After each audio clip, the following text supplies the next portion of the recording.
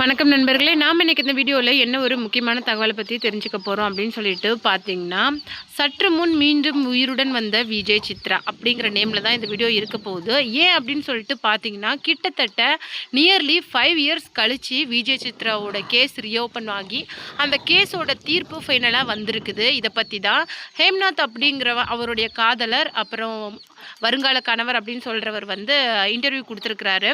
அதில் அவர் சொன்ன விஷயங்களையும் அது மட்டும் இல்லாமல் விஜய் சித்ராவோட அம்மா சொன்ன விஷயங்களையும் தான் இந்த வீடியோவில் நம்ம பார்க்க போகிறோம். வீடியோக்குள்ளே போகிறதுக்கு முன்னாடி நீங்கள் நம்ம சேனலுக்கு புதியவராக இருந்தால் மறக்காமல் சிபி ட்ரெண்டிங்கை சப்ஸ்கிரைப் பண்ணி ஃபாலோ பண்ணிக்கோங்க. வாங்க வீடியோக்குள்ளே போகலாம். விஜய் சித்ரா ஒரு சின்னத்திரை பிரபலம் அப்படிங்கிறது நமக்கு நல்லாவே தெரியும். கிட்டத்தட்ட ரொம்ப ஏழ்மையான குடும்பம், ஏழ்மையான சூழலில் இருந்து படித்து முன்னேறி தன்னுடைய உழைப்பு மற்றும் திறமையால் இன்றைக்கி அந்த ஒரு பெரிய பொசிஷனுக்கு விஜய் டிவியில் பாண்டியன் ஸ்டோர்ஸ் அப்படிங்கிற சீரியலில் முல்லை அப்படிங்கிற ஒரு அசைக்க முடியாத கதாபாத்திரத்தில் அவங்க உட்கார்ந்தாங்க. அதுக்கப்புறம் தான் அசுர வேகத்தில் வளர்ந்துட்டு வர அந்த விஜய் சித்ராவோட அந்த வளர்ச்சி அப்படிங்கிறது பல்வேறு கோணங்களில் தடைப்பட்டு அதுக்கப்புறமேல ஹேம்நாத் அப்படிங்கிறவங்க கூட மேரேஜ் அனௌன்ஸ்மெண்ட் ஆகி என்கேஜ்மெண்ட் கூட ஆயிடுச்சு. அதுக்கப்புறமேல என்ன பிரச்சனை அப்படிங்கிறது தெரியல, சூசைட் பண்ணி திடீர்னு இறந்துட்டாங்க. இது வந்து தற்கொலை அப்படின்னு சொல்லிட்டு ஃபைலை க்ளோஸ் பண்ணிட்டாங்க. ஆனால் விஜய் சித்ராவோட அம்மா என்ன பண்ணியிருக்காங்க, இது தற்கொலை இல்லை அப்படிங்கிற மாதிரி கேஸை ரீஓப்பன் பண்ணியிருக்காங்க. இன்னையிலேருந்து 5 இயர்ஸ்க்கு முன்னாடி இப்போ அந்த கேஸோட தீர்ப்பு வந்திருக்குது. அதுக்கு முன்னாடி பாண்டியன் ஸ்டோர் சீரியல் அவங்களுக்கு கிடைக்கிறதுக்கு முன்னாடி, அதாவது கதிர் கூட முல்லை அப்படிங்கிற ஒரு கதாபாத்திரத்தில் ரொம்ப ஃபேமஸாக அந்த கப்பல் வந்து இருந்தாங்க. பாண்டியன் ஸ்டோர்ஸ் அந்த சீரியல் ஹிட் ஆனதுக்கு விஜய் சித்ராவோட பங்களிப்பு அப்படிங்கிறது ரொம்ப அளவுக்கு அதிகமாக இருந்தது.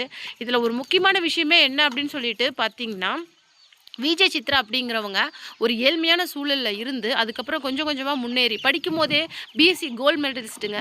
அது மட்டும் இல்லை, அப்பையிலேருந்தே சின்ன சின்ன ஆட் ஷூட்டு அது மாதிரிலாம் பண்ணிகிட்டு இருந்திருக்காங்க. அதனால் அதுக்கப்புறமேலு லைட்டாக விஜய் டிவிக்குள்ளே வந்து ஜோடி நம்பர் 1ல் இப்போ கதிரார் பண்ணிகிட்டு இருக்காருல்ல, அவங்க கூட பேரப் ஆகி வின் பண்ணியிருக்காங்க, செகண்ட் பிளேஸ் வந்திருக்கிறாங்க. அதுக்கப்புறம் தான் விஜய் சித்ராவோட வாழ்க்கையில் லைம் லைட் அப்படிங்கிறது ஜாஸ்தியாக விழ ஆரம்பிச்சிருக்குது. அந்த பட்சத்தில் விஜய் சித்ரா என்ன பண்ணியிருக்காங்க அப்படின்னு சொல்லிட்டு பார்த்தீங்கன்னா, முல்லை கதாபாத்திரத்தை ஏற்றுக்கிட்டு ரொம்ப சூப்பராக நடிச்சிருக்கிறாங்க. அதாவது பாண்டியன் ஸ்டோர்ஸில் ரொம்ப ஒரு லீடிங் ஆர்டிஸ்ட்டாக அவங்க வந்திருக்கிறாங்க. அது மட்டும் கிடையாது, ஏகப்பட்ட ஷோஸு, கோவில் திருவிழா, அப்புறமேல நிறைய எல்லா ஃபங்க்ஷன்ஸுமே பண்ணியிருக்காங்க. அது மூலமாக ஒரு சின்ன காரை வாங்கி அந்த கார் மூலமாக இன்னும் நிறைய ஈவெண்ட்ஸ்லாம் பங்கு பெற்றிருக்காங்க. அதன் மூலமாக வந்த பணத்தில் தான் கிட்டத்தட்ட ஒரு 30-40 லட்ச ரூபாய் செலவில் ஒரு சொந்த வீடு கட்டியிருக்காங்க. சொந்த வீடு கட்டணும், தன்னுடைய அப்பா அம்மாவுக்கு சொந்த வீடு கட்டி கொடுக்கணும் அப்படிங்கிறது மிகப்பெரிய கனவாக அவங்களுக்கு இருந்திருக்குது. அதனால தான் அவங்க வந்து என்ன பண்ணியிருக்காங்க அப்படின்னு சொல்லிட்டு பார்த்தீங்கன்னா, கஷ்டப்பட்டு ஒரு காசாக சேர்த்து வச்சு பார்ட்டி பப்பு அப்படின்னு சொல்லிட்டு வீண் பண்ணாத ஒரு வீடு கட்டி முடிச்சிருக்கிறாங்க. அப்புறமேல என்ன சொல்லியிருக்காங்க அப்படின்னு சொல்லிட்டு பார்த்தீங்கன்னா, எப்போ மேரேஜ் அப்படின்னு ஒரு கொஷின் கேட்கும்போது, நாங்கள் வந்து மேரேஜ் வந்து வீட்டோட மாப்பிள்ளையாக பார்த்துட்ருக்கோம், நான் வந்து அப்பா அம்மா கூடயே இருக்கணும் அப்படிங்கிறதுனால அப்படிங்கிற மாதிரி சொல்லியிருக்கிறாங்க. அதனால் என்னாச்சு அப்படின்னு சொல்லிட்டு பார்த்தீங்கன்னா, ஹேம்நாத் அப்படிங்கிறவர் கூட அவங்களுக்கு ஒரு சந்திப்பு ஏற்பட்டுருக்குது. அந்த சந்திப்பு வந்து காதலாக மாறி இருக்குது. ஆனால் ஹேம்நாத்தை ஆரம்பத்துலேருந்தே விஜய் சித்ராவோட அம்மாவுக்கு சுத்தமாக பிடிக்கல. ரொம்ப பிடிக்கலனாலும் பொண்ணு ஆசைப்படுறா அப்படிங்கிற ஒரே காரணத்துக்காக அவங்க மேரேஜுக்கு சம்மதம் சொல்லியிருக்காங்க. இப்போ வந்து விஜய் சித்ராவோட அம்மா என்ன சொல்லியிருந்தாங்க அப்படின்னு சொல்லிட்டு பார்த்தீங்கன்னா, எனக்கு அவனை பார்த்ததுலேருந்தே பிடிக்கல, ஆனால் விஜய் சித்ராவோட அந்த அவளுக்கு பிடிச்சிருக்கு அப்படிங்கிற ஒரே காரணத்துக்காக நாங்கள் ஓகே சொல்லிட்டோம். நான் ரொம்ப அவள் இந்த சின்ன வயசுலேருந்து எதுவுமே இப்படி அடம் பண்ணி கேட்டதில்லை. அவள் கேட்ட விஷயம் அப்படிங்கிறதுனால நாங்கள் எந்த விதமான தடையும் சொல்லாத அந்த விஷயத்தை நாங்கள் ஒத்துக்கிட்டோம்.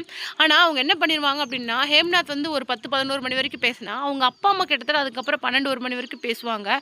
இதெல்லாம் பார்க்குறதுக்கு சரியில்லை அப்படிங்கிற மாதிரி நான் சொன்னேன். ஆனால் அவள் கேட்கவே இல்லை. அப்படியே மண்டையை கழுவி கிட்டத்தட்ட என் பொண்ணு சேர்த்து வச்சுருந்த கிட்டத்தட்ட 50 லட்சத்துலேருந்து 1 கோடி முதலான மொத்த பணத்தையுமே ஹேம்நாத் வந்து தான் வசம் கல்யாணத்துக்கு முன்னாடியே தன் வசம் படுத்திக்கிட்டாரு. நாங்கள் கொஞ்ச நாளாகவே அவளுடைய ஃபினான்ஸ் விஷயங்களில் தலையிடுறதில்லை அப்படிங்கிற மாதிரி சொல்லிட்டு இருந்தாங்க. விஜய் சித்ரா சென்னையில் வந்து ஒரு தனியாக அப்பார்ட்மெண்ட்டில் வச்சுட்டு வந்தாங்க. அவங்களும் ஹேம்நாத்தும் லிவிங் டுகெதர்லாம் இருந்தாங்க அப்படிங்கிற மாதிரி சொல்லிக்கிறாங்க. ஆனால் ஹேம்நாத்தை பற்றி நிறைய விஷயங்கள், அது அவன் உனக்கு சரியான ஆள் இல்லை, நீ கொஞ்சம் யோசித்து முடிவு பண்ணு அப்படிங்கிற மாதிரி ரொம்ப க்ளோஸான சர்க்கிளில் இருந்தவங்க விஜய் டிவியில் நிறைய பேர் வந்து விஜய் சித்ரா கிட்ட சொல்லியிருக்காங்க. ஆனால் ஆரம்பத்தில் அதை பெருசாக எடுத்துக்காத விஜய் சித்ரா என்ன பண்ணியிருக்காங்க அப்படின்னு சொல்லிட்டு பார்த்தீங்கன்னா, திடீர்னு ஒரு நாள் சூசைட் அப்படிங்கிற மாதிரி ஒரு இது போச்சு. இந்த இந்த விஷயத்தில் 2 பக்கமும், அதாவது ஹேம்நாத் ஒரு விஷயம் சொல்கிறாரு, அதே சமயம் விஜய் சித்ராவோட அம்மா ஒரு விஷயம் சொல்கிறாங்க. ஹேம்நாத் என்ன சொல்கிறாரு அப்படின்னு சொல்லிட்டு பார்த்தீங்கன்னா, இந்த மாதிரி சூசைடை நடக்கிறதுக்கு முன்னாடி கூட ஒரு 1 ஹவர் 2 ஹவருக்கு முன்னாடி கூட எனக்கு ஃபோன் பண்ணியிருந்தா அப்படிங்கிற மாதிரி ஹேம்நாத் ஒரு கன்ஃபெஷன் கொடுத்துருந்தாரு. ஆனால் விஜய் சித்ராவோட அம்மா என்ன சொல்லியிருக்காங்க அப்படின்னு சொல்லிட்டு பார்த்தீங்கன்னா, என் பொண்ணுக்கு வந்து நிறைய கடன் ஆயிடுச்சு, அதனால் இஎம்ஐ கட்டுறது அப்படிங்கிறது ரொம்ப கம்பல்சரியாக இருந்துச்சு.